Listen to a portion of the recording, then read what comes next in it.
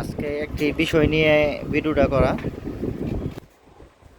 বিষয়টা হচ্ছে গিয়া আমাদের যে আইপিএসটা, এটা হচ্ছে গিয়া 9.5 বোর্ডের, যেটা আমরা বর্তমান যে আপডেট যে প্রোগ্রামটা নতুন পাইছি ওইটার। তো আমার কাছে একটা জিনিস দেখার বিষয়, এই যে আমরা এটা চার্জিংয়ে দিলাম,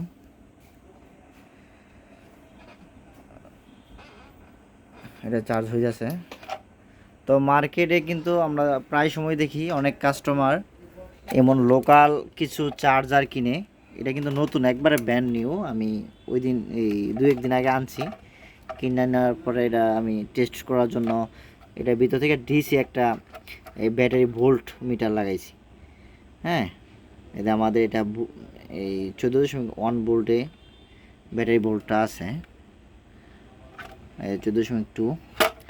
তো আমাদের এই মেশিনটা কিন্তু 14.4 গিয়ে ফুল কাট চার্জিং ফুল। তো ভালো কথা, এটাতে চার্জিং ফুল কাট করা আছে, সফটওয়্যার থেকে করা আছে, হয়ে গেছে।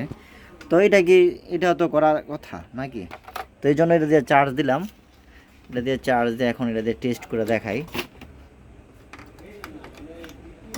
এই চার্জে দিলাম, এখন চার্জ এই যে কত, 14.7 না,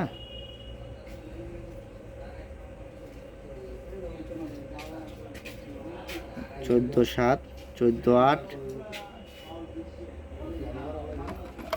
14.8। এখন এটা চার্জ দিতেছে ব্যাটারিতে।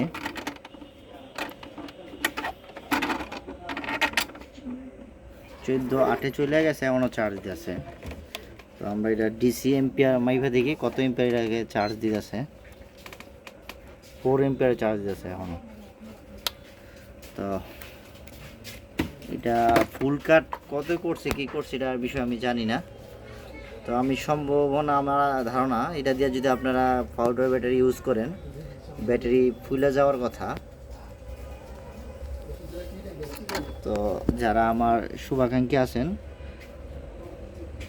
আমার পেজে বা ইউটিউবে, আশা করি এই ধরনের চার্জার দিয়ে আপনারা কোনো সময় পাউডার ব্যাটারি চালাবেন না। এই ক্ষেত্রে পাউডার ব্যাটারি নষ্ট হয়ে যাবে, কেন একটা পাউডার ব্যাটারি চার্জ নিতে পারে 14.4 বা 2, হ্যাঁ, বা 14তে দিলে ভালো থাকে। এটা কিন্তু আমি এই আজকে সারাদিনই টেস্ট করছি, এটা 15 ভোল্টও চলে যায় কিন্তু ফুল কাট হয় না, নতুন চার্জার। তো এই এটার বিষয়ে আজকে ভিডিওটা করা, এই চার্জারে নিয়ে। তো যারা বুঝতে পারছেন সবাইকে ধন্যবাদ।